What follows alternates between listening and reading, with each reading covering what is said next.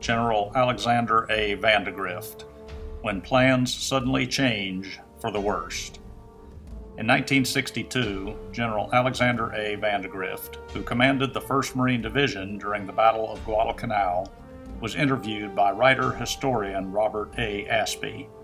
In one segment of the interview, Vandegrift discusses the planning and preparation for the beach landing, scheduled to occur on 7 August 1942.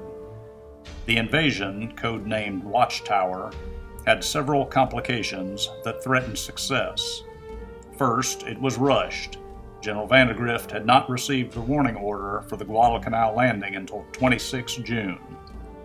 He had been previously assured by U.S. Navy leadership that his division would not see combat before 1943. There was a serious deficit in solid intelligence about Guadalcanal and the enemy forces. Marine and Navy command relations were sketchy and proved to be problematic. And the Japanese had air superiority over Guadalcanal.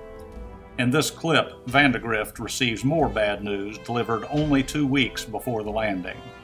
The Navy's Joint Expeditionary Force commander, Rear Admiral Frank J. Fletcher, informs Vandegrift of constraints on the landing operation, specifically in regarding unloading supplies. See, the first thing we did was we rendezvoused with Jack Fletcher's force, and it was quite a sight to see all those ships that we thought were so many fine to cover our landing. Was that like a carrier force? Yeah, it was a carrier force. And so,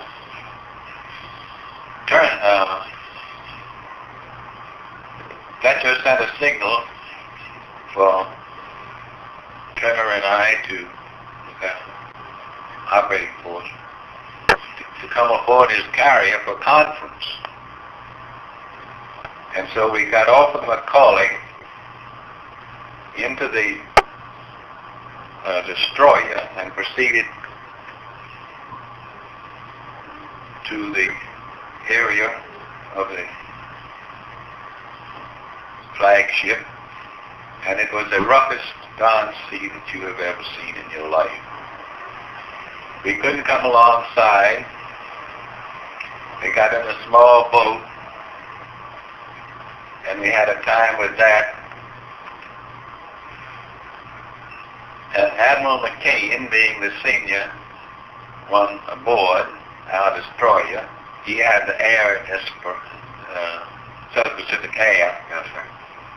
He had the privilege of being the first one to make it. And as the line swung out, he would grab it and you would roll with it back in to the ship.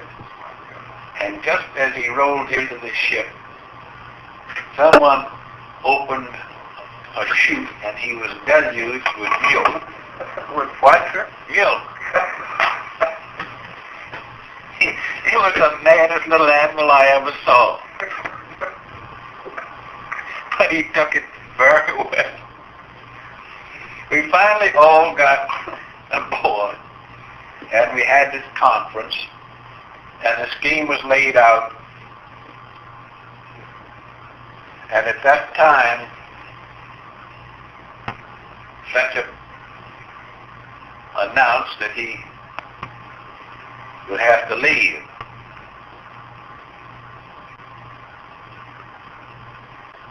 And I said, and Kelly Turner said too, that he would stay until after the landing was complete. I said that this is not make it a miss show, and this is not the old days of calling away the landing force, but it has to have air cover, and we expect the carrier force to give it. He said he couldn't stay. I said that you should stay at least 3 days. I think I said 5 days. And he said he could not stay longer than the third day. And that was final. Sir, was this run through at S32? No, it was up at sea. Was this before you made the rehearsal? Yeah, before we made the, I think it was before they made the rehearsal. Well, that's right. I'm quite sure it was. Mm-hmm.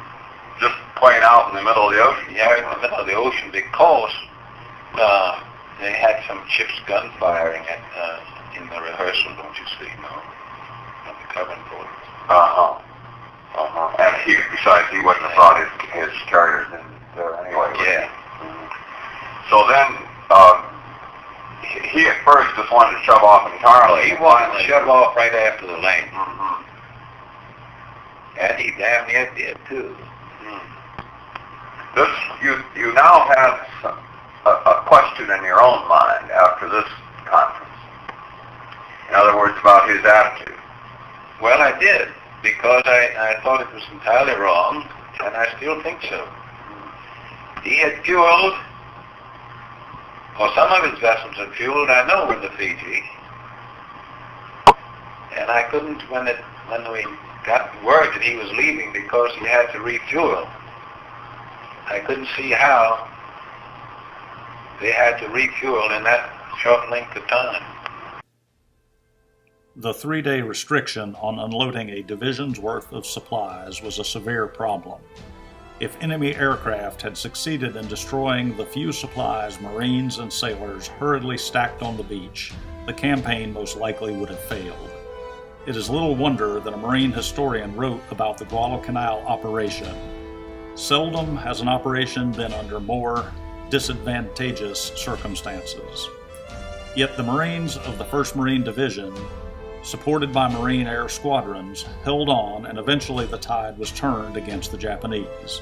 It created a landmark success. Indeed, Guadalcanal was the turning point of the Pacific War. We must ask then, are Marines being trained today to be ready to fight and hold on without the full logistic support they are accustomed to? Furthermore, are considerations made for rapid revised planning when the original plan is significantly altered due to unforeseen circumstances? For additional reading on Vandegrift or the Guadalcanal campaign, read Once a Marine by Robert Aspey or No Bended Knee by General Merrill B. Twining.